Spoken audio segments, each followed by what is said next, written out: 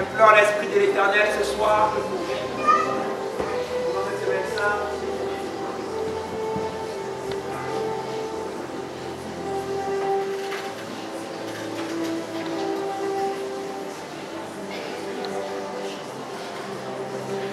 Père, parle-moi ce soir.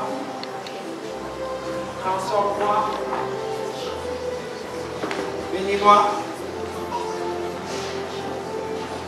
Pendant l'enseignement, visite-moi.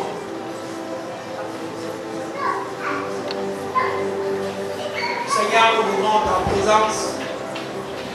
We need your presence. Nous vous rendons ta présence. Nous vous rendons ta présence. Nous vous rendons ta présence. Nous vous rendons ta présence ce soir. Père, conduis-nous ce soir. Sous l'onction du Saint-Esprit, conduis-nous. Sous l'onction du Saint-Esprit, conduis-nous.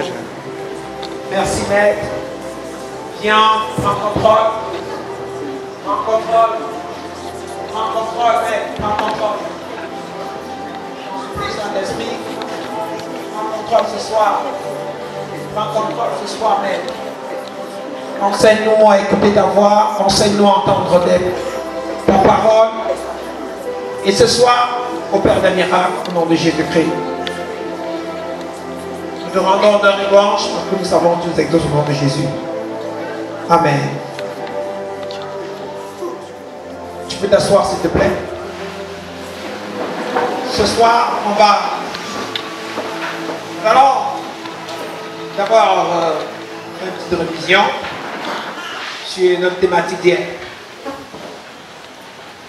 Comme je t'ai dit, cette série d'enseignements, c'est un programme très bénissant. C'est vrai, nous n'avons pas assez communiqué. Moi, je n'ai pas assez communiqué là-dessus. À cette série, j'avais initialement prévu faire assister tous ceux qui sont passés par des cas de délivrance. Parce que cet enseignement devait les mener à retrouver l'autonomie qu'ils ont perdue. Mais le Seigneur va le faire grâce éternellement parce qu'il nous permettra peut-être de trouver une occasion pour y revenir. Amen. Hier, nous avons commencé à parler de tout est accompli. Et dans cela, je suis revenu sur l'expression Tetelestai qui signifie tout est accompli en grec. Et on a vu que cette expression tout est accompli en grec, c'est la 6e parole que Jésus a prononcée à la fin. Et nous avons vu qu'avec Jean, après avoir prononcé cette parole, Jésus-Christ a rendu l'âme. Vous voyez, il a rendu l'âme. Pour Jean, c'est la dernière parole, donc c'est la 6e et la dernière. Mais les 7 paroles de Jésus sont tirées des 3 évangiles. Donc c'est pourquoi vous pouvez voir avec Jean, ça apparaît comme la dernière parole, mais avec Luc, ce n'est pas la dernière parole. Avec Marc, ce n'est pas la dernière parole. Alors, et après quoi il dit, tout est accompli, après il dit, Père, je remets mon âme entre tes mains. Vous voyez, donc dès qu'il dit tout est accompli, la prochaine parole qu'il dit, c'est quoi? Père, je remets mon âme entre tes mains et il expire. Et on a vu que tout est accompli était utilisé dans un jargon précis. S'il fallait, parce que vous savez que pour bien comprendre un mot, chez les Bafias, chez les Bamileke, chez les Moum, chez les Sawa, il faut rentrer dans le contexte pour mieux comprendre les expressions. Et on a vu que, déjà, d'abord, le mot Tetelestai, donc tout est accompli, est utilisé par les serviteurs. Quand un serviteur travaillait dans l'Antiquité, apprêtait la table, il graissait la table. Lorsqu'il faisait de graisser la table, il mettait tout ce qu'il faut sur la table. C'est-à-dire que, voilà, l'entrée, la résidence, la sortie et tout ce qu'il faut, les gels pour désinfecter, voilà. Il se rassure que tout va bien et il retourne maintenant vers son maître et lui dit tout est accompli, n'est-ce pas? C'est pour dire quoi? J'ai graissé entièrement la table. Et pourquoi il fallait que j'ai tout accompli, n'est-ce pas? Peut-être pour dire au maître que je l'ai fait avec exactitude et perfection, comme tu le désires. Donc, est-ce que vous comprenez? Et là, donc, on dit que quand Jésus donc, nous dit tout est accompli, cela renvoie à l'œuvre même de Jésus à la croix, parce que Jésus se présente comme le serviteur de son peuple. Et donc, ça renvoie à l'œuvre de Jésus même à la croix. Donc, Jésus est venu à la croix, il est mort, et il a préparé pour nous une table. Il a préparé pour nous une grande table sur laquelle il a déposé tout ce qu'il nous faut pour être épanoui dans cette génération. Et il a dit au Père, tout est accompli. Donc nous n'avons plus d'efforts à faire. Frère, Jésus a tout accompli. La nourriture dont tu veux est déjà là. Ce que tu veux est déjà là. Va prendre. Quand le serviteur dit au maître, tout est accompli, il dit pour dire au maître, mais ce qui te reste, c'est pas manger. Va seulement manger. Et c'est ça tout est accompli. Et on a vu également que c'est utilisé par les artistes. Quand un artiste faisait un chef-d'œuvre, il te dessine. Quand il finit de dessiner, il rentre, il dit tout est accompli. Pour dire quoi? J'ai exécuté mon œuvre. On a vu quoi? Jésus-Christ a été annoncé depuis l'Ancien Testament. Il est le chef-d'œuvre de l'Ancien Testament. Celui-là qu'on a annoncé, on avait dit, il y a quelqu'un qui va venir. Il va sauver Israël. Il va délivrer l'humanité. Il va. Donc c'était comme une prophétie, un dessein qu'on attendait depuis des générations. Et quand Jésus vient, il finit, il dit tout est accompli pour dire quoi? Maintenant, la personne qu'on avait dit qui devait venir, qui devait libérer le monde, qui devait sauver le monde, il est venu et a achevé sa mission. Maintenant, soyez libres. La troisième expression était utilisée, tout est accompli, était utilisée par les sacrificateurs. Lorsqu'on amenait un sacrifice au temple pour pouvoir égorger ce sacrifice, vous savez que la Bible exige que l'agneau devait être sans défaut et sans tâche. On l'a vu avec Jean 1, les versets 26 à 36. Et on a vu que là, les versets 29 à 36, on a vu que là, il fallait apporter l'agneau et mettre l'agneau sur la table. Et lui dit, vous comprenez cette semaine pascale. Beaucoup les religieux vont venir ici dimanche danser. Dis-les danser quoi? Ils n'ont rien compris. Depuis qu'ils sont nés, ils dansent, ils comprennent rien. Comme toi et moi aussi, depuis nous venons aussi comme ça, qu'on ne comprenait rien. Est-ce que vous comprenez, d'accord? Et on ne voit pas l'œuvre de la croix dans sa vie. Bien aimé, si on ne voit pas ce que la croix a dans ta vie, vraiment, c'est que tu presses un Jésus, c'est que ton Jésus là, ce n'est pas le même Jésus que le mien, parce que le mien est ressuscité, n'est-ce pas? Mais le tien, il est mort, il est resté sur la croix. Et la plupart du temps, ils prennent un Jésus resté sur la croix. C'est pas que les catholiques, vous voyez, ils portent leur Jésus toujours avec la croix. C'est pas pour dire que Jésus est resté sur la croix. Parce que leur Jésus n'est jamais ressuscité.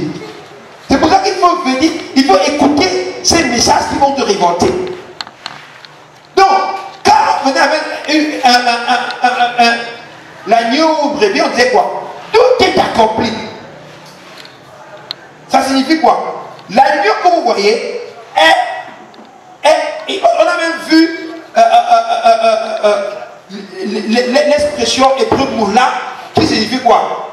Accompli, c'est-à-dire prêt à être consumé. Parce qu'il fallait que la brebis soit sans faute et sans tâche. Et on a vu que Jésus, lui, il est venu dans Jean 1, verset 36, c'est l'agneau de Dieu qui ôte le péché du monde. Donc, quand il est examiné, on l'a examiné dans le règne spirituel, dans le règne physique. Et on a vu quoi? Qu'il est sans défaut et sans tâche. Donc tout est accompli. Donc vous voyez, donc c'était aussi pour dire quoi? Que c'était le sacrifice parfait, ultime. Il n'y a pas un autre sacrifice meilleur que le sacrifice de Jésus. Parce qu'on l'a examiné et on a vu quoi? Il est digne et qualifié d'être sacrifié pour le salut de l'humanité. Alors la quatrième chose que nous avons vue, c'est chez les banquiers et chez les marchands. Et je prenais l'exemple sur Papa Ken et Papa Méli, qui sont des opérateurs économiques. Et donc, il y a des moments où quelqu'un peut venir prendre la marge de 2 millions chez eux, il écrit 2 millions, 5 millions, il écrit 5 millions. Mais après, quand on dit 5 millions, avec Dieu le doit 5 000, on écrit le nom, on ne peut pas n'importe quel 5 millions, n'est-ce pas? Voilà. Papa Joseph, peut-être 5 millions. On met, vous voyez, 2 millions, 5 millions, tout.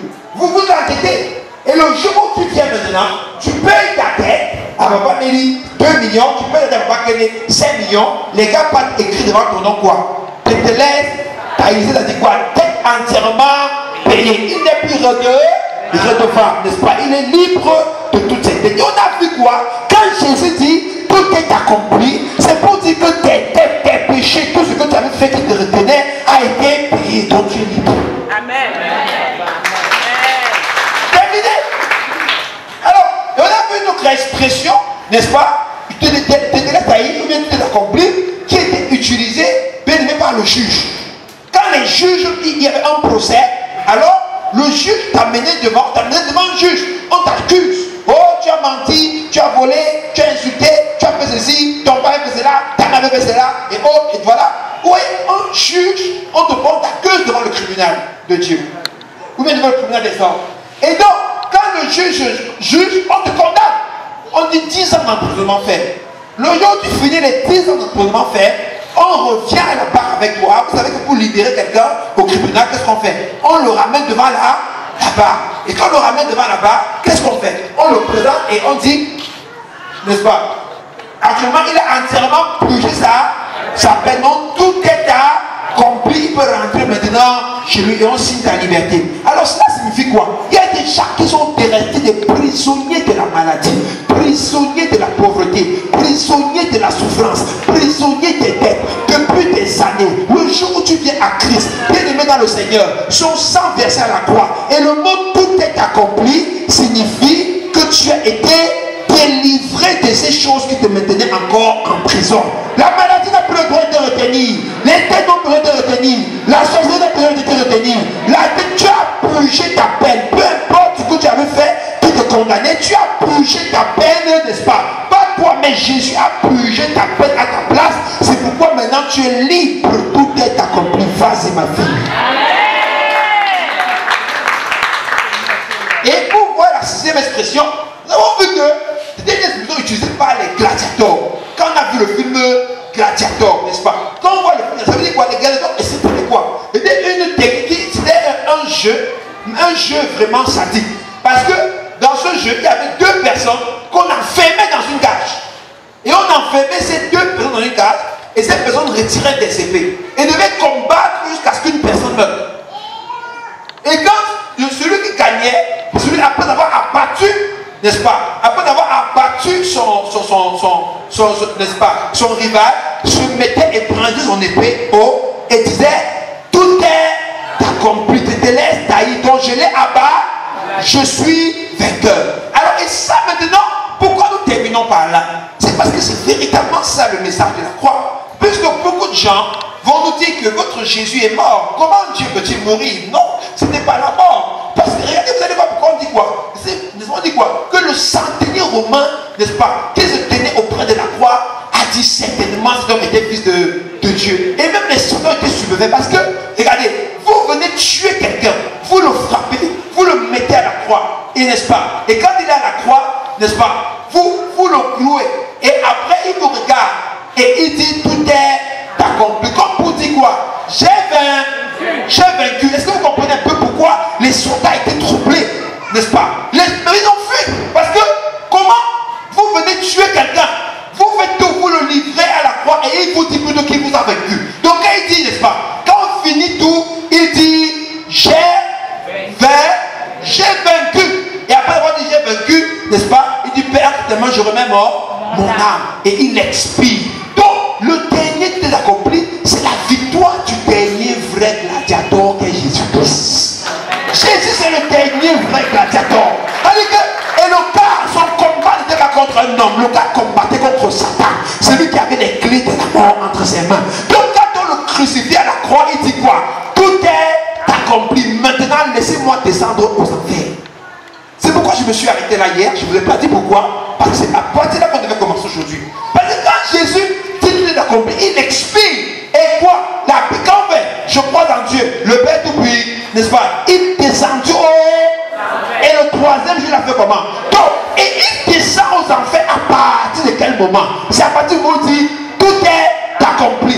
Et vous voyez pourquoi nous les chrétiens, nous ne combattons pas pour avoir la victoire. Nous combattons dans la victoire. Regardez.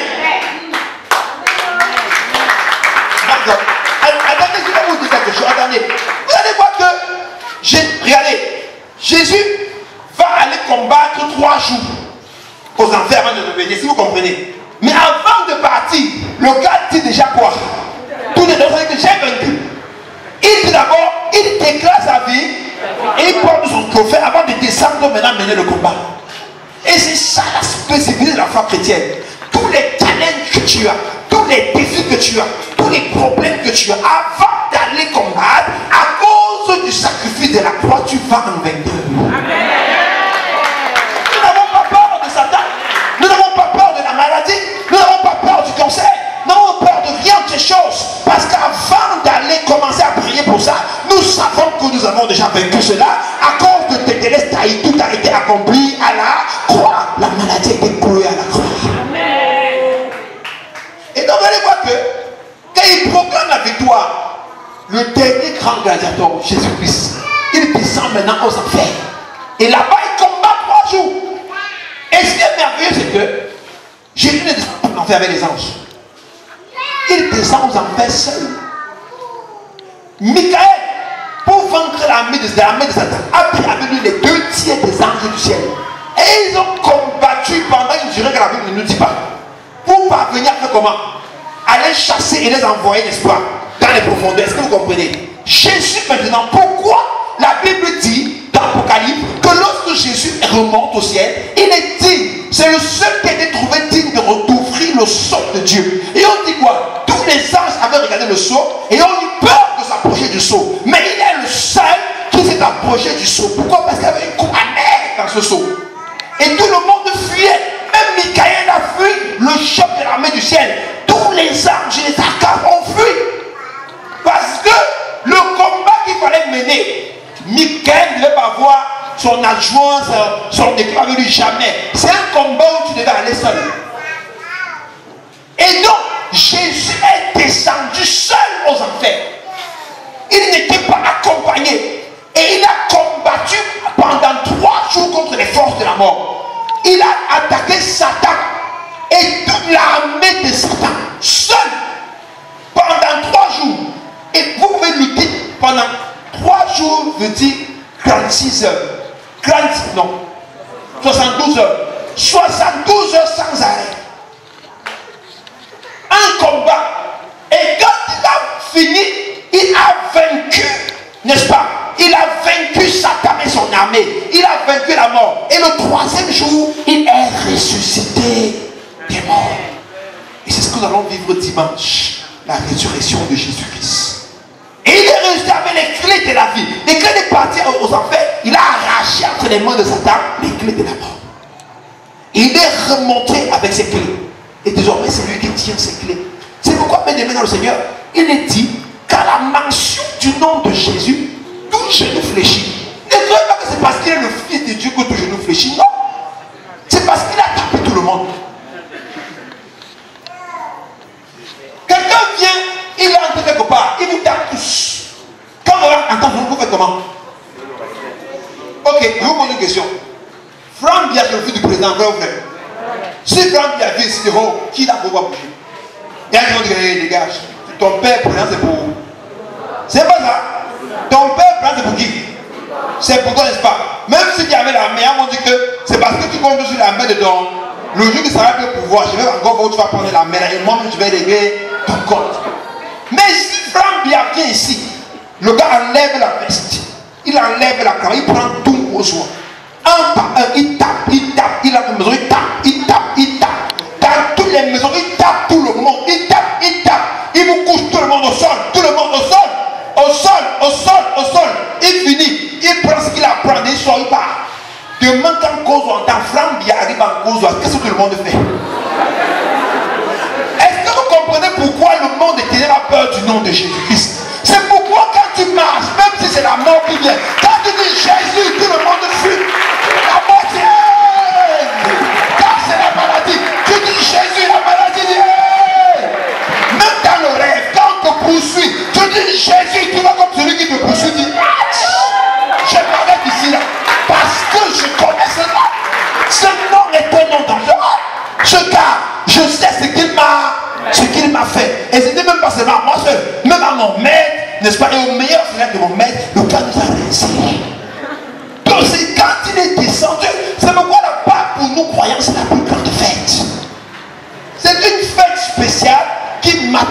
de la victoire de notre Maître sur l'ennemi. Amen. Et je voudrais vous dire une chose. J'espère qu'on va préparer des vidéos projecteurs.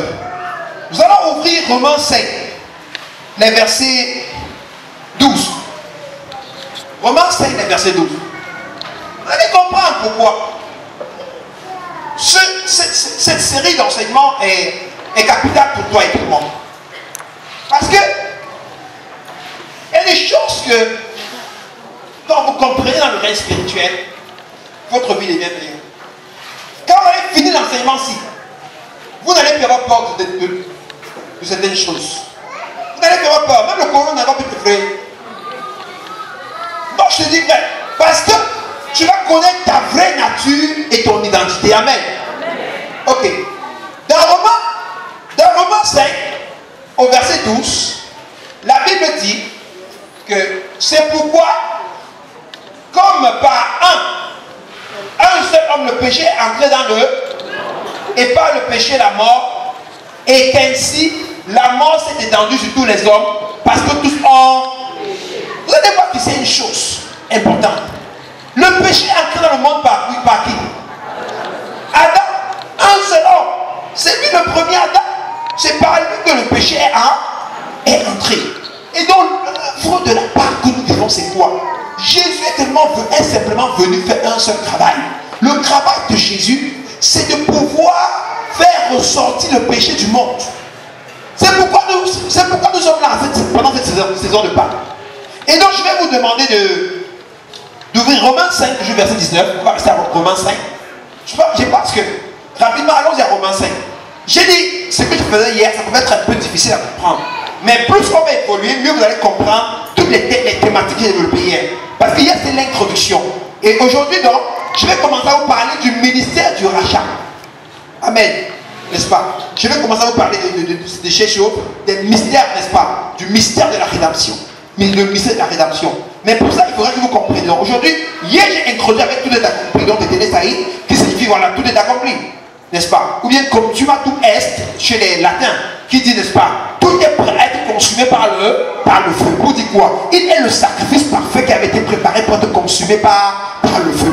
Est-ce que vous comprenez? Et on a vu avec Ésaïe 53, verset 10, que le Père n'a pas épargné son Fils. Il a livré pour qu'il soit humilié, qu'il soit consumé par le feu, afin que sa colère lui-même, ça pèse et qu'il relâche l'humanité. Est-ce que vous comprenez bien dans le Seigneur? Alors, dans Romains 5, verset 19, qu'est-ce qu'on lit en ça? Car par la désobéissance de qui? D'un seul, beaucoup ont été comment? Rendus comment? Par la désobéissance de combien de personnes? D'un seul homme, beaucoup d'autres. Tout ce que nous souffrons bien aimé dans le Seigneur, c'est pas Satan la cause de Dieu. Je vous dire une chose, Satan n'est pas la cause de nos problèmes. Satan n'est jamais la cause de nos problèmes. Là, notre problème, la personne nous a mis dans les problèmes, c'est Adam. Parce que quand Dieu créait l'homme, n'est-ce pas, Satan était là. Mais Dieu a donné le pouvoir à qui? Alors, donc ce n'est pas Satan la cause de nos problèmes. Bien aimé dans le Seigneur, arrête d'accuser Satan tout le temps. Adam a ouvert la porte et Satan a fait comment? Il est entré. Donc, car comme par la désobéissance d'un seul homme, beaucoup ont été comment? Rendus comment? Pécheurs. De même, par quoi? D'un seul, beaucoup sont comment? Beaucoup sont rendus justes. Par l'obéissance d'un seul. Et qui est cette seule personne qui a obéi? C'est pourquoi il est l'agneau de Dieu sans tâche. C'est pourquoi je vous ai parlé du sacrificateur. Parce qu'on l'a évalué et on a vu qu'il était comment? Sans tâche. Donc digne d'être apporté sur l'autel de Dieu. Par l'obéissance d'un seul homme, nous avons été comment? Mais vous allez voir une chose ici. Ça va vous décevoir. Et on va voir tout ça ce soir. Regardez bien, lisez encore bien. Par l'obéissance d'un seul, lisez. D'abord, par l'obéissance d'un seul, on lit à haute voix. Beaucoup ont été comment? Non, pas l'obéissance. Beaucoup seront rendus comment? Beaucoup seront rendus comment? Beaucoup seront rendus, mais pas tout le monde. tout le monde. Ceux qui seront rendus justes, c'est ceux qui vont simplement reconnaître le sacrifice du maître à la croix. C'est pas compliqué. Il n'y a rien à faire. On ne paye rien. Il suffit de reconnaître et tu es rendu juste. Amen. Gloire à Jésus-Christ. Ouvrons ce texte. 1 Corinthiens 15, verset 21 à 22. Ça, je suis toujours en train de poser les fondements. Même le texte que je vous donne, vous allez comprendre plus loin. Vous allez comprendre plus loin. Parce que, comme je vous disais, ce n'est pas une thématique facile à enseigner dans la mesure où il faut commencer et terminer. C'est pourquoi j'ai programmé l'enseignement sur 5 jours. Parce qu'il faut commencer et quand tu commences l'enseignement, tu t'arrêtes en cours de route, ça crée même un peu le trouble dans la tête du croyant. C'est pourquoi il faut commencer et terminer. Vous qui n'avez pas de quoi noter, c'est pas bon parce que vous devez normalement noter et aller réviser à la maison pour pouvoir comprendre un peu les questions. Et même voir les gens qui font la vidéo, pour pouvoir prendre les vidéos avec vos clés USB pour écouter, disons, afin de mieux comprendre. Parce que c'est vraiment complexe, ce n'est pas assez évident, je ne vous mens pas. C'est un peu complexe, ce que vous êtes en train de voir, le mystère de la rédemption. Je vous dis vrai, même des pasteurs et des professeurs de théologie agrégés vont finir leur vie sans comprendre le mystère de la croix. Est-ce que vous comprenez, mes amis dans le Seigneur? Parce que moi-même qui vous dis, j'ai fini le master en théologie, je ne comptais pas le mystère de la croix. Si vous n'avez pas la grâce que Dieu se révèle à vous pour vous enseigner et vous instruire, vous n'allez jamais découvrir le mystère de la croix. Et vous allez rester dans la foi basique. Dieu a aimé le monde de son Fils unique, avec le royaume de périsme qui est la vie éternelle. Voilà, le salut du péché de la mort. Voilà, un peu réciter quelques versets publics comme ça, et c'est terminé. Non. Le mystère de la croix, c'est vraiment, c'est le changement d'un système de pensée. Le but de l'enseignement, c'est que d'amener ton raisonnement à changer. Et vous voyez que pour changer le raisonnement de quelqu'un, tu es né, tu as peut-être papa à combien j'étais vieux, papa et moi devenu rendre visite aujourd'hui le matin. Et on avait servi la table, on a fait le petit déjeuner à table. Et j'ai mon oncle qui venait de Douala et tout de même. Et c'était dans ma famille. Ils sont déplacés pour le mariage de toute ça. Donc, quand ils étaient là, on a servi la table. Et maman m'a causé avec eux. Et après, on a dit, on l'a invité à manger. Tout le monde, ils sont venus sur la table, ils arrêtent de manger. Et maman leur a dit, je ne mange pas. Et après, ils ont un peu insisté. Et quand je suis venu, je lui ai dit, ah, ok, nous sommes c'est la montagne. Il dit, oui. Et quand je lui parlais strictement comme ça. Alors, c'est ce moment que mon oncle, qui est également de l'île d'évangile Cameroun, il est à Douala, voilà, il a aussi vu. Et il se rend compte que Papa Nebo n'a pas mangé. Et il se rend compte que Papa Nebo est dans son programme de 40 jours de jeûne parce qu'il a soufflé à quelqu'un d'entre eux. Et les gars sont étonnés. Les gars, pour eux, c'est comme c'est la magie. Il dit qu'ils étaient à table, ils le regardent, ils ne comprennent pas. Mais ça, c'est qui? Mais lui, il a combien de jours? 40 jours à ton âge, à ceci. Mais le gars lui-même, c'était un jugement, mon frère. J'ai senti comment mon oncle était jugé. Il a dit que jugé par un homme. Parce que le gars s'inquiète. Après, il nous dit que non, il va venir à Yaoundé pendant le carême. Là, et tout. Et après, papa va foirer. Je dis, papa, pour la table est servie, tu vas aller manger. Et oh, on rit, n'est-ce pas? Il me dit, papa, tu me taquines, n'est-ce pas? Non. Et tout. Et il se rend compte que papa va foirer aussi dans quoi? Dans le jeûne. Et là, alors, mon oncle était. Après, il me dit, bon, tu sais, parce que lui, il va à l'église, il a encore des traditions, de ces choses-là. Il me dit, non, vraiment, tu sais, moi, je respecte tes convictions, hein. Mais je veux que tu me comprennes aussi. C'est que je lui dis que je te comprends comment donne ta vie à Jésus. Lucas a été stressé, mon frère. Ton frère, vous avez stressé quelqu'un ce matin. Que ton témoignage stresse quelqu'un au nom de Jésus-Christ. Amen. Et c'est ça la vie chrétienne. Parce que l'église ne marche pas parce que les gens n'ont pas vu. Les gens n'ont pas vu. Il dit toujours que non, on sait que c'est la période du jeûne. Mais ça veut quoi? Que la période aussi, même les pasteurs mangent plus que tout le. D'accord? Donc ils savent ça, n'est-ce pas? Donc là, les gars, lui qui est dans la suite, régulièrement dans la suite du président d'église. Comme en église, il est dans la suite du président d'église, partout et autres, les déplacements, depuis l'ancien bureau, ce bureau est partout, n'est-ce pas? Le gars voit, il n'a jamais vu ça. Il n'a jamais vu ça. Il arrive en côtoyer, il voit. Il va pouvoir dire que mais, le père, c'est jeune, 40 jours, le gars était. Tu l'as vu, c'était devant ton papa, n'est-ce pas? Tu as sueur coulait sur lui. Il était dépassé parce qu'il n'a jamais vu. C'est ça le problème de l'évangile. On prêche un Jésus qu'on ne connaît pas. On parle d'un Jésus dont nous n'avons jamais vu ses œuvres dans notre propre vie. Est-ce que vous comprenez? Mais ça, c'est pourquoi nous apprenons cette thématique. Parce qu'à la fin de cette thématique, toi, tu vas voir l'œuvre de Jésus dans ta vie. Et tu ne parleras pas d'un Jésus que tu ne connais pas. Tu parleras d'un Jésus que tu connais. Gloire à Jésus-Christ. Amen. Ok. Bon, j'ai demandé d'ouvrir 1 Corinthiens 15, les versets 21. Alors, regardez, on dit quoi? Car, puisque la mort est venue par... C'est aussi par... Qui a compris? Qui comprend maintenant pourquoi Jésus est venu? Jésus est venu simplement réparer ce que Adam avait gâté. Pas ce que Satan avait gâté. Ce que Adam avait gâté. C'est ça que je veux que vous compreniez. Et ça va changer votre compréhension de l'évangile. Est-ce que vous comprenez? Il n'est pas venu réparer ce que Satan a gâté, mais il est venu réparer ce qui a gâté. Ce que Adam a gâté. Parce qu'Adam a commis de très mauvaises choses. Écoutez bien, je vais vous dire quelque chose. Satan n'est pas ton problème, il ne sera jamais ton problème. Le problème, c'est toi. Comprends ça. Peu importe. Et dit que pourquoi tu me dis pas, non, le problème, c'est pas Dieu. Le problème, c'est pas qui? Le problème, c'est qui? C'est toi. Parce que quoi? Dieu, pour sauver l'homme, l'humanité, passe par qui? L'homme. Satan, pour attaquer l'humanité, passe par qui? C'est ça, ça qu'il veut t'expliquer là-bas. Dieu, pour sauver ta famille, va passer par toi. Satan, pour attaquer ta famille, va passer par quelqu'un.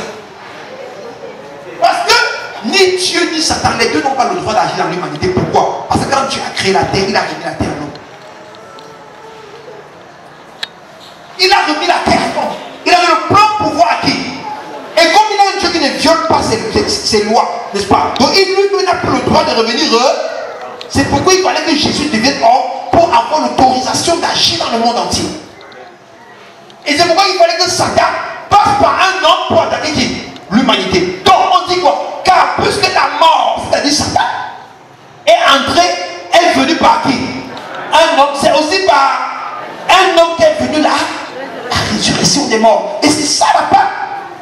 Nous sommes en train de célébrer la voie par laquelle le péché est sorti du monde pour que l'homme retrouve sa liberté. Est-ce que quelqu'un comprend un peu ce que c'est que la Pâque? Ok. Alors, bien aimé dans le Seigneur, je vais ici continuer aujourd'hui. Donc là, c'est la conclusion d'hier. J'ai continué pour ce que j'ai pas terminé. Aujourd'hui, je prends la deuxième thématique.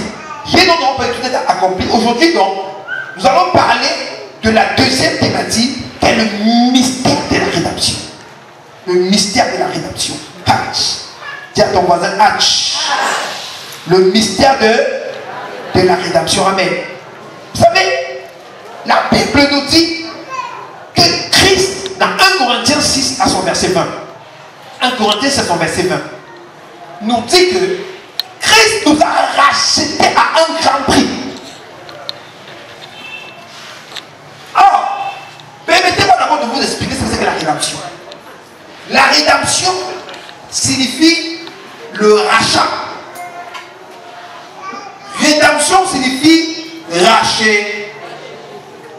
Si on avait un... Donnez-moi le pointeur, s'il vous plaît, le pointeur pour les écrans.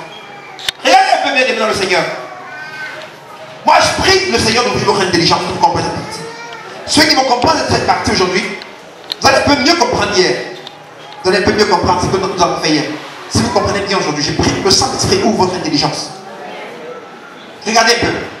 Vous allez voir que quand on dit que Christ nous a rachetés, on rachète ce qui avait été comment? Vendu. On rachète si maman prend ton cahier. Si tu vends ton cahier à ton chéri, tu vends ton cahier. Et je viens maintenant. Je retire l'argent, je lui donne. Je suis en train de faire quoi? De faire comment? De racheter.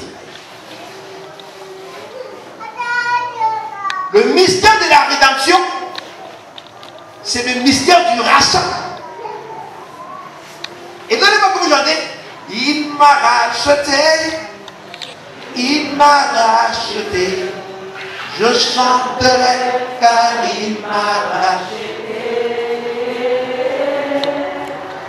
Il m'a racheté. Alléluia. Il m'a racheté. Je chanterai car il m'a racheté. Ça veut dire quoi? Je t'ai vendu. Je t'ai vendu quelque part. Et il y a un homme qui est venu faire comment? Me racheter. C'est ça le mystère de la rédemption. Ça veut dire que nous avons été vendus. À qui? À Satan. Parce qu'on a vu dans 1 Corinthiens 15, verset 21, que le péché, la mort est entrée par un homme. N'est-ce pas? Et la mort, c'est Satan. Satan a eu l'autorisation. Donc, à cause du péché, Satan, Adam t'a vendu à qui? Et il nous a achetés. Donc, quand tout est accompli, Jésus est en train de dire quoi? J'ai tout payé ce qu'il fallait pour racheter ceux qui avaient été vendus à qui? À Satan. Et donc, je vais vous expliquer le mystère du rachat à 4 expressions. 4 mystères que vous allez comprendre. Parce qu'il faut que je revienne ici, je suis obligé de revenir dans le grec pour que vous compreniez bien. Je vais vous parler de agorazo, je vais vous parler de agorazo, je vais vous parler de lutio, et enfin, je vais vous parler de la dernière expression. C'est une expression qu'on ne se retrouve pas dans la Bible, mais c'est une composition. Est-ce que vous comprenez? De tous les 3 éléments qui vont nous permettre de comprendre la finalité de la rédemption. Amen. Donc la dernière expression, nous n'allons pas la retrouver dans la Bible. Commençons d'abord par agorazo. C'est-à-dire quoi? Le rachat. Je vais vous expliquer ça. Je veux vraiment que tu comprennes comme un bébé ce que je vais dire. 1 Corinthiens 6, verset 20. Car vous avez été à quoi? À un grand prix. Glorifiez donc Dieu dans votre corps et dans votre être qui appartient à Dieu. Oh my God. J'ai oublié de vous envoyer l'image là. Oh, j'ai oublié. J'avais une image à vous envoyer que je voulais que tu projettes pour qu'ils comprennent. Oh my God. Oh là là. Comment j'ai beaucoup fait. Bon, ça va. Ce qu'on va faire, hein. Demain, je vais revenir sur l'image là. Amen. Je vais revenir parce que le but c'est de revenir. Ça, c'est un enseignement sur lequel je vais vous enseigner ça même 10 fois, même 5 fois. Parce que ça, si je ne vous enseigne pas, je vous réenseigne, vous n'allez pas comprendre. Je vous dis vrai. C'est tellement complexe, subtil et voilà. Amen. Gloire à Jésus-Christ. C'est pour ça qu'on va y revenir. Donc, c'était à l'époque de l'esclavage. Quand on prenait les esclaves, on les amenait sur un marché et on les vendait. Et pour vendre l'esclave, on le prenait, on regardait ses pectoraux, on regardait ses muscles, on regardait son nez, on ouvrait sa bouche comme ça. Il y avait des choses qu'on envoyait dans sa bouche. On ouvre comme ça, comme le bâton. On envoie dans la bouche. On pousse comme ça pour montrer des dents. On voit. Si les dents sont pourries, on dit que non, le cou de l'esclave ici est un peu moins. Si les dents sont encore solides, on dit que ton cou est comment? Élevé. Est-ce que vous comprenez, n'est-ce pas? Et parfois, maintenant, on vient, on crache sur l'esclave. Oui, on le crache, on crache sur lui. N'est-ce pas? On le chiffre pas pour voir si il réagit. Comme tout t'inquiète. D'accord? On dit que non, celui-ci là, son prix baisse. Parce qu'on dit que c'est un esclave comment? Violent. Le gars peut taper le mettre à la maison. Est-ce que vous comprenez? Donc, mais quand on crache, on colle. Et le gars est comme ça. Il ne fait rien. On dit que non, l'esclave, si était esclave, d'où il va le et on l'achète maintenant, n'est-ce pas? Et là, dans son prix, fait comment? Son prix comment? C'est pourquoi le maître, le vendeur d'esclave était avec son fouet. Donc si on venait et quand on te tapait, on touche, on fout des dents, tu fais rire, on crache ta peau, tu craches sur le maître. D'accord? le caca ne regarde pas, le gars te prend mon ami. On touche la Bible. Quand vous allez lire, car vous avez été racheté. Le mot racheté ici là, c'est le mot agorazo, qui était le même mot utilisé lorsque quelqu'un achetait un esclave et partait effectivement le revend. Donc si vous cherchez la signification du mot dans la Bible, c'est le même mot agorazo qui signifie quoi? Un esclave qui a été racheté sur la place du marché, parce qu'on ne vendait pas les esclaves dans la maison, on les vendait où? Au marché. Or, car 1 Corinthiens 6, verset 20, nous dit quoi? Car vous avez été rachetés à un grand prix. Et vous ne pouvez pas comprendre ça. C'est ça qui veut dire qu'il faut un séminaire comme ceci pour vous expliquer, pour que vous compreniez. Si vous allez tout lire, vous n'allez rien comprendre. En fait, on fait référence au marché des esclaves. Et on dit ici que nous étions sur le marché de qui? Qui a dit Satan? Acclamez pour lui. Vous êtes jaloux. Acclamez pour lui. C'est pas faux. Nous étions sur le marché de Satan. Vendu à Satan par qui? Oh my God, acclamez pour vous. Ach, ça passe. Ça passe. 1 Corinthiens 15, verset 22. La mort était ancrée par un seul. C'est Adam qui nous a vendu. Est-ce que vous comprenez? Donc nous étions sur le marché des esclaves. Adam a vendu sa descendance. Quand il a péché, il a vendu sa qui? Sa descendance. Toute l'humanité. On est tous en péché et sont privés de la. Est-ce que le nouveau-né a péché? Est-ce que toi tu avais péché? Mais on dit que tu étais vendu et privé de la part de qui? À cause de Satan qui avait des Adam, des choses qu'à vous faire. Ce n'est pas seulement vos engages, ça engage vos âmes et les enfants de vos âmes. Donc papa est quand Satan va vous proposer que fais ça, dis seulement à Satan, à cause de mes âmes, je ne comprendrai jamais mon mari, je ne comprendrai jamais ma femme, je ne vais pas faire ceci ou cela, parce que je vais laisser une descendance qui n'est pas vendue à Satan, mais je vais laisser une descendance qui est vendue à qui? À Jésus. Amen.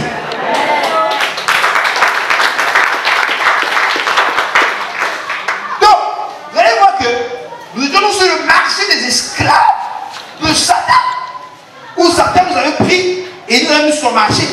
Il fait son commerce avec nous. Aujourd'hui, c'est que esprit de pauvreté, tu veux qui? Ah, la messe vient. Tu as combien?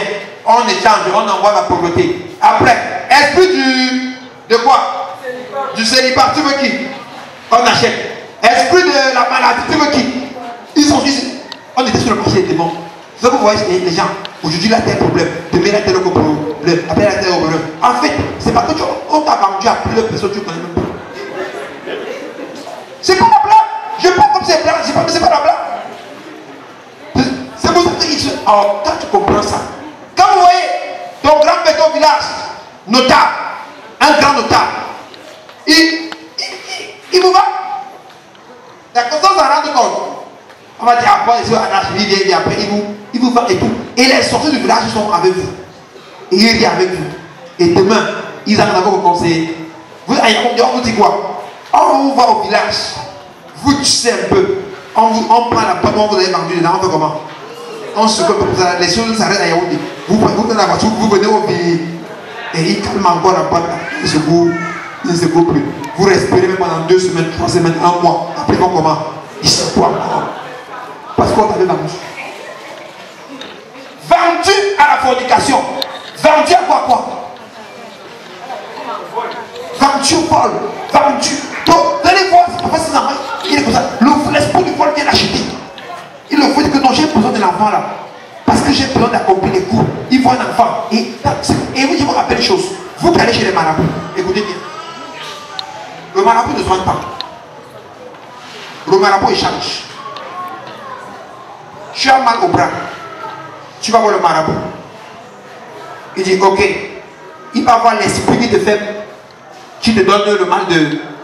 Il dit, comme il est venu me voir, ça veut dire qu'il m'a donné le pouvoir sur sa vie. Je te propose d'enlever le mal de bras. N'est-ce pas? Enlève le mal de bras. et moi je vais donner une meilleure partie sur son corps. N'est-ce pas? Comme il avait mal au bras, maintenant tu vas attaquer plutôt son pied. Maintenant, notre contrat, c'est que tu attaques son pied après 6 mois. Pas maintenant, pour qu'il voit au moins que j'ai enlevé le mal de bras. D'accord? Il discute et là-bas on lui dit que bon, pour qu'on en fasse, apporte-nous 120 500 francs.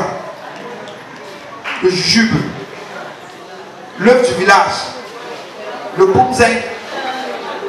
Pas encore. Vous voyez? Tu apportes tout ça. D'accord? Vous voyez comment le marché se passe? Tu donnes non. C'est pas ça. Et le marabout, il fait des intentions. Vous comprenez, n'est-ce pas? Les esprits acceptent, n'est-ce pas? Et qu'ils acceptent ça maintenant, ils viennent, ils quittent sur ton bras. Et tu dis que le père a travaillé, il travaille. Le père a fait comment? Il travaille. Ok. Maintenant, il a vendu des 2 pieds. Au démon là, 6 mois encore après. D'accord? Alors le démon là n'a pas la capacité d'attaquer des 2 pieds. Mais on a vendu des 2 pieds chez qui? Jésus dit maintenant quoi? Il va aller chercher 7 autres esprits méchants. Donc il te prend maintenant, il part maintenant sur le marché. Il dit que j'ai 2 pieds à vendre. Et un démon qui veut les épées de quelqu'un vient.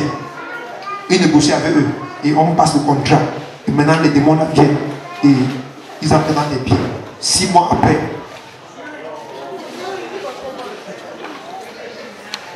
Est-ce que vous comprenez? Parce que tu étais sur le marché des esclaves de qui? De Satan. Mais la Bible dit, quand Jésus a dit, tout est accompli, il est descendu aux armes, il est reçu, n'est-ce pas? Il est parti sur le marché des esclaves et à grand prix. C'est-à-dire quoi? Quand la Bible dit à grand prix, ça veut dire à un prix qui ne peut pas s'égaler, il t'a racheté. Il a vu tous les démons qui avaient pris ta main, tes 2 pieds, tout ce d'accord. Il leur a dit, ok, moi Jésus, je viens.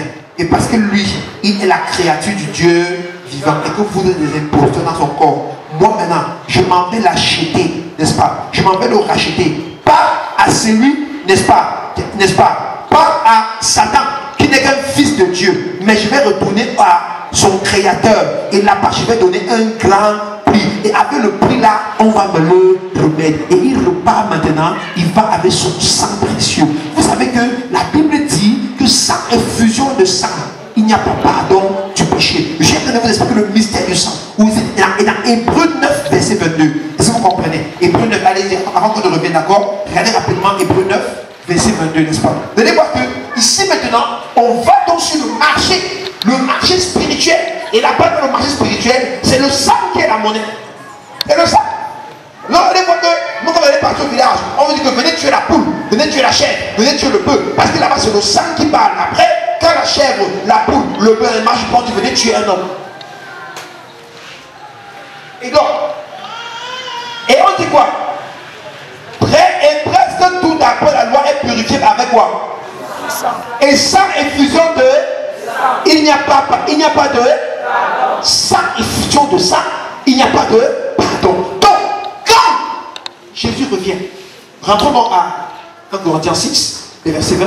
Donc, quand Jésus revient, écoutez bien ça, écoutez, il revient, il prend son sang, il va donc sur le marché. Et sur le marché, il ne regarde plus le bail en salle qui est là. Il part chercher le PDG, celui à qui appartient le monde dans tous les marchés du monde dans, et il part directement là-bas. Et il va voir Dieu. Et il dit, il y a mon fils qui s'appelle Vichal. Un enfant, il a été vendu sur le marché là. On a vendu ses pieds, ses mains, ses yeux. Je suis venu aujourd'hui avec la monnaie la plus élevée. Le sang. Le sang. Pas le sang d'un bœuf. On va voir ça tout à l'heure. Pas le sang d'une chèvre. Pas le sang d'un bœuf. Pas le sang d'un homme. Mais je suis venu avec le sang de qui? De Dieu. Ton propre sang. Prends ton sang et remets-le-moi. Et maintenant l'échange se passe. Et on te lève, toi tu es Dieu. Et retourne. Tu es Dieu. Je fais comment? Jésus vient. Il te donne ton sang. Prends la monnaie, grand prix. C'est ce que signifie à. C'est un prix qu'on ne peut pas égaler. Je te donne maintenant ton sang. Prends. Quand il donne ton sang, tu récupères. Et maintenant tu donnes l'ordre. Monsieur l'ange, levez-vous. Madame l'ange, levez-vous. Donne l'ordre, libérez-le. Dis libérez-le. On vient maintenant, on le prend. On enlève les mains, enlevez les mains.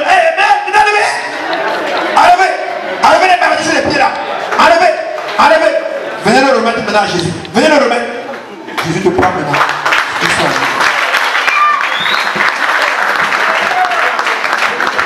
Il a été rare. Et il commence à dire, il m'a racheté.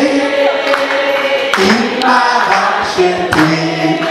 Je chanterai car il m'a racheté. Il m'a racheté. Il m'a racheté. Je chanterai car il m'a racheté. Il est mon papa. Il est mon papa. Alléluia. Il est mon papa. Alléluia. Je chanterai.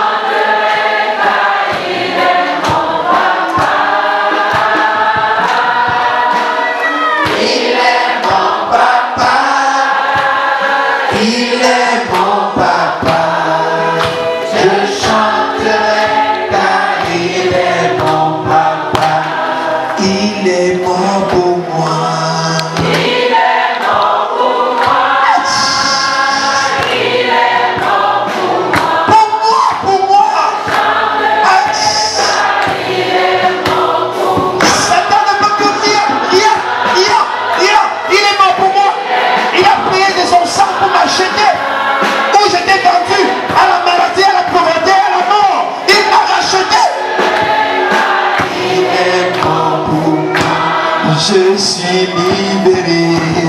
Je suis libéré. Pour toujours. Je suis libéré. Ah oui. Je chanterai car je suis libéré. Je suis libéré. Je suis libéré. Je chanterai car. On peut acclamer pour le nom de Jésus-Christ. Alors, nous allons donc partir dans la deuxième signification du rachat. Et là, vous allez voir une expression ex-agorazo. Ex-agorazo. Bon, les mots que je vous dis là, c'est un peu dur à comprendre, mais écrivez seulement. Donc, je vais vous donner parce que, regardez, si vous parlez dans la Bible, dans 1 Corinthiens 6, verset 20, vous allez voir que le mot racheter ici n'a pas la même racine que dans le dans Galates 3, verset 13. Parce que ici, le mot racheter c'est agorazo. Ça veut dire, donc agorazo, non, A-G-O-A-R-A, n'est-ce pas, Z-O, donc agorazo. Qu'est-ce que signifie? Il m'a du marché de quoi? Des esclaves où Satan me retenait. Et quand vous comprenez ça, vous regardez tous les domaines de votre vie qui étaient encore tenus par qui? Par Satan. Et vous commencez à rappeler le rachat. Qui a compris pourquoi je t'ai fait venir ce soir? Tu commences donc à réclamer. Si tu te rends compte que tu as droit à la santé et que la santé n'était pas donnée. Est-ce que vous comprenez? Ça veut dire que ta santé avait été vendue sur le marché de qui? De Satan. Et pourtant, Christ a racheté. À partir de ce moment-là, tu t'appuies sur le sang de Jésus et tu réclames ta santé. Et tu réclames ta santé et l'œuvre de la croix va parler en ta faveur et ta santé va revenir. Simplement ce que nous sommes en train de faire. C'est pourquoi je te demandais de bien comprendre. Ok. Galates 3, verset 20. Ici, non, c'est la deuxième signification. Ex-agorazo. Ex-agorazo. Vous allez voir que dans la Bible, c'est le même mot racheté, mais ce n'est pas la même racine. Dans le premier, la racine c'est agorazo. Dans le deuxième, c'est ex-agorazo. Ici, on dit quoi? Christ nous a comment? racheux de la malédiction de quoi? De la malédiction de la loi. Étant devenu quoi? Bon, lisons comme ça. Pardon. Christ nous a de quoi? Oui, étant pour nous, n'est-ce pas? Car il était. Ok. Il nous a arraché de la maladie. Il y a les gens ici qui étaient maudits. Regardez, c'est simple, comprenez bien. On t'avait vendu à la malédiction de ta conscience familiale. Le jour où tu viens à Christ, son sang part là-bas et te rachète, n'est-ce pas? On paye la rançon à Dieu et Dieu envoie dans la conscience de Dieu. On dit quoi? Libérez-le et tu sors de la conscience familiale. Nayo. Et tu pars. Tu commences à vivre ta vie normalement.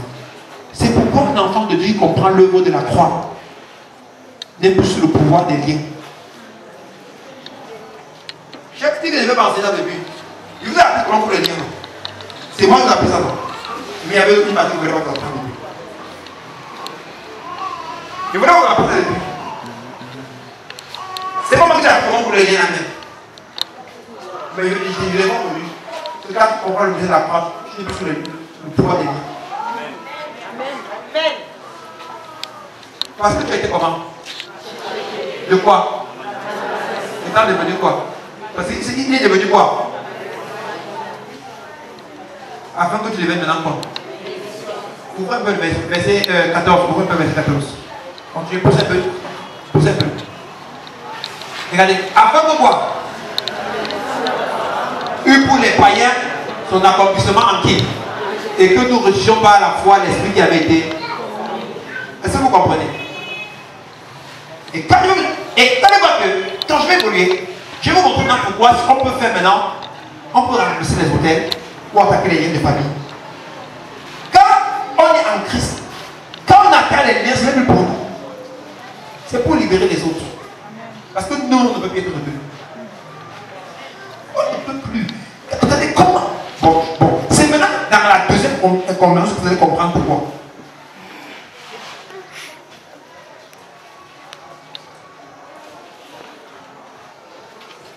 Oui, si on a le temps, peut-être la prochaine fois. Peut-être demain, je pourrais commencer par une phase de questions-réponses. Vous pouvez d'abord vos questions et réponses. Là, faites vos questions. Je vous ai dit, l'enseignement, c'est vous déranger. Parce que vous allez monter à un niveau supérieur. Vous allez comprendre pourquoi. Je vais dire qu'il y a des combats que vous allez arrêter. Comme à Lio Villa, qui va dire moi.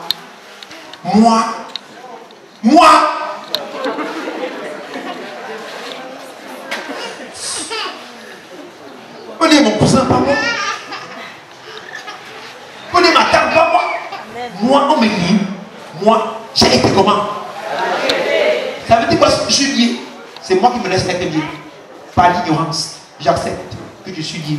Et comme j'accepte, on me lit. Mais si le petit enseignement, c'est de te révolter sur le plan intellectuel pour que tu comprennes que tu n'es plus lié. Et par conséquent, si tu vois n'est-ce pas, une lien, n'est-ce pas, ou quelque chose après ta main, tu lui dis jamais. Je te rappelle que ça, j'ai déjà été délivré de ça. Et quand tu rappelles ça,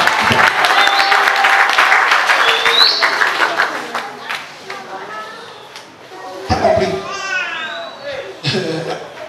Non, le thème de le niveau est encore, ça monte tout simplement, ça monte. C'est pas encore terminé, ça continue. Donc avant vendredi, il y a des gens parmi vous. Vous allez voir que les maladies avec lesquelles vous avez commencé lundi hier, c'est parti. Amen. Oh, et les problèmes d'argent que vous aviez, vous allez voir que c'est parti. Amen. Parce que vous allez entrer dans votre vraie identité. Vous allez comprendre qui. Et quand on va comprendre, quand vous allez comprendre qui vous êtes, ceux qui étaient là et qui jouaient sur votre ignorance pour vous retenir, dès qu'ils vont savoir que vous connaissez, ils vont faire comment? Ils sont en part. N'importe qui soit il part. N'importe qui soit il part. Donc vous liberté. Mais quand Jésus dit, vous connaîtrez la vérité et la vérité vous rendra libre. La vérité c'est quoi? C'est la parole de Dieu, c'est pas, n'est-ce pas? Vous connaîtrez ma part. Et ma parole vous rendra comment? Regardez, venons un peu ici. Revenez ici.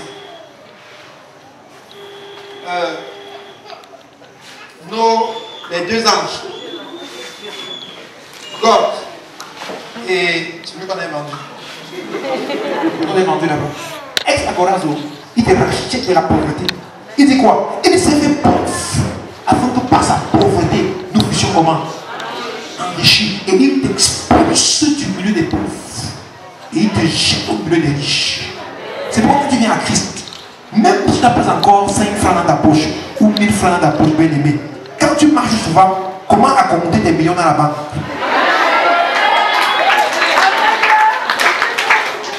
Compte 50 millions, 100 millions, 200 millions. Soit tu prends les papiers, tu t'assois, tu calcules que bon. Quand j'aurai 50 millions, tu fais comment il est? Frère, la nouvelle création. Parce qu'on n'a pas encore entamé, nous sommes encore en introduction, on n'a pas encore entamé le thème de la nouvelle création. Parce qu'on va arriver dans le thème de la nouvelle création. Tu vas seulement danser ici. C'est moi quand vous comprenez, maintenant c'est mes fils qui vont comprendre. Pourquoi il me dit que papa, on a vu ceci, on a vu cela, il dit ah ok. Et après il passe à autre chose. Ils ont supposé voir que je me suis pas arrêté pour dire que. Parce que tu m'as dit ça. Les gens ils rient.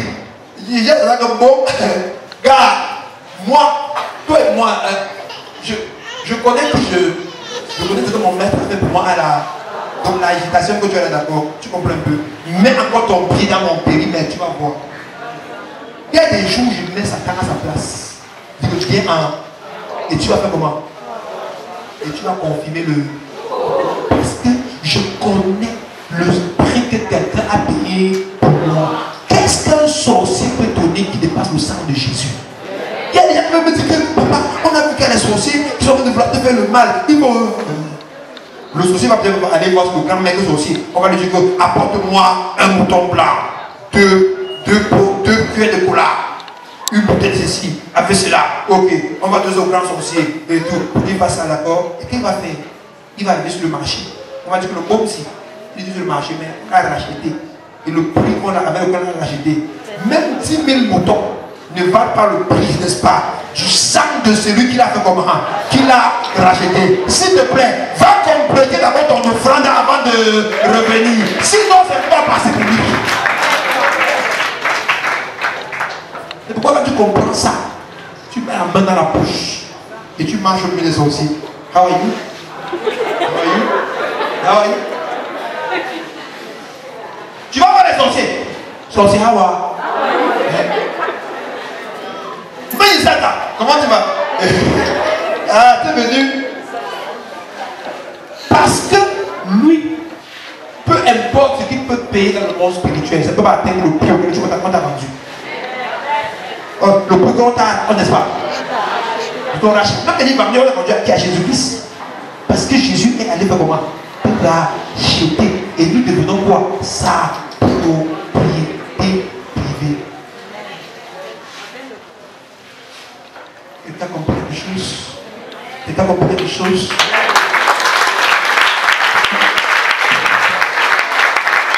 Il y a des problèmes pour lesquels tu vas arrêter de prier à la fin du programme.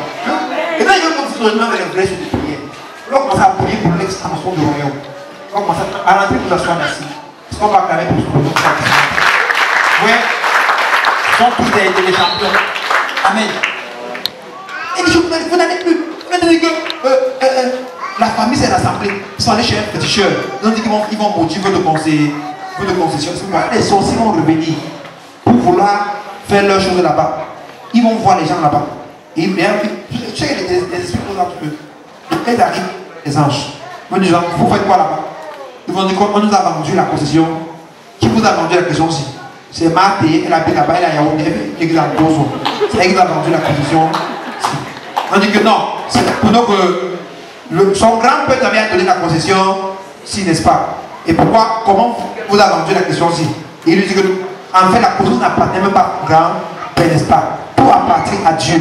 Et Dieu les a donné au fils de Dieu. Et dans votre famille, c'est elle la seule fille de Dieu. C'est pourquoi c'est elle seule qui a le droit sur la concession aussi. Donc, comme elle a vendu, on a acheté et sur le bon prix. Donc, si vous ne pouvez pas équivaler, n'est-ce pas? Il n'y a pas un prix qui peut, n'est-ce pas, équivaloir, c'est qu'elle a, n'est-ce pas, le prix auquel nous avons racheté. Donc, partez.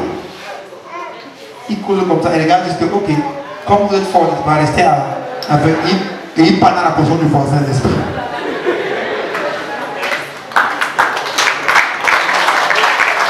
C'est ça le monde spirituel. Comprenez ça. Et vous allez commencer à voler. Donc, pourquoi le séminaire c'est important? Parce que cette semaine pascale est importante. Parce que quand on va finir la semaine-ci, je vais maintenant introduire des enseignements un peu délicats. Je vais même inviter d'autres pasteurs ici qui vont commencer à venir attaquer les enseignements sur la nouvelle création. On va maintenant continuer à travailler et vous allez voir que vous allez voir, n'est-ce pas, cette saison de l'année, il y aura extrêmement de miracles et de prodiges. Trop de choses vont se passer, pas de choses. Elle dit, on va vous dire, régulièrement vous allez commencer, directement à partir de demain, vous allez commencer avec lui. Oui, papa, depuis qu'on a appris là, les 2 premiers jours là, parce que c'est pas ça, amen. Rapidement, nous allons partir avec l'autre chose. Donc ça c'est le 3e point. Amen. Oui. Ici, ça, bon, quand je vois le Seigneur me dit que le temps est passé, il faut que j'arrête aujourd'hui. Je sais que c'est bon, c'est vrai, mais laissez. Demain, on va prendre les deux. Amen. Si vous comprenez. Amen. Je sais que quand on entend les je peux rester ici pour la minuit. Il me dit ça. Que si on commence, même la nuit, vous n'allez pas pouvoir partir. Parce que ça vous révèle qui vous êtes. Ça vous sort des problèmes. Et à la fin, vous allez être fâché. Vous allez dire que mince. Donc j'ai lutté pour des choses inutiles pendant des années. Quand je parle à vous dire quoi? Il est le serviteur. Tout est apprêté sur la table. Allez seulement vous servir. Vous ne comprenez pas encore, n'est-ce pas? Mais comme je suis un peu ancré dans la dimension du rachat, vous comprenez maintenant pourquoi tout a été déjà accord. La table a été créée. Et maintenant, tu n'as pas besoin d'un effort supplémentaire. Tu peux aller prendre et tu manges. Attendez, vous allez comprendre pourquoi. Je ne sais pas comment on va la musique. C'est que ceux qui veulent jeûner, jeûnent. Ceux qui veulent jeûner, ne jeûnent pas. Vous allez comprendre pourquoi. C'est là où on dit que mais comme le pasteur dit ça, et quand on va finir dans la semaine-ci, vous allez comprendre pourquoi. Vous allez comprendre que ce n'est pas parce que tu jeûnes que tu as reçu. C'est parce qu'il a accompli que tu reçois. Ce n'est pas à cause du jeûne que tu reçois.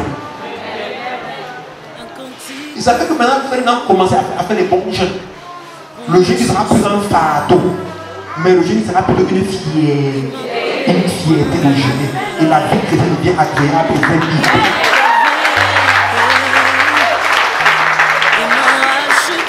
Que le Seigneur puisse nous écouter sa parole, le ventre. Placé à ses côtés. Non, je n'ai plus peur de rien. Je ne crains plus rien.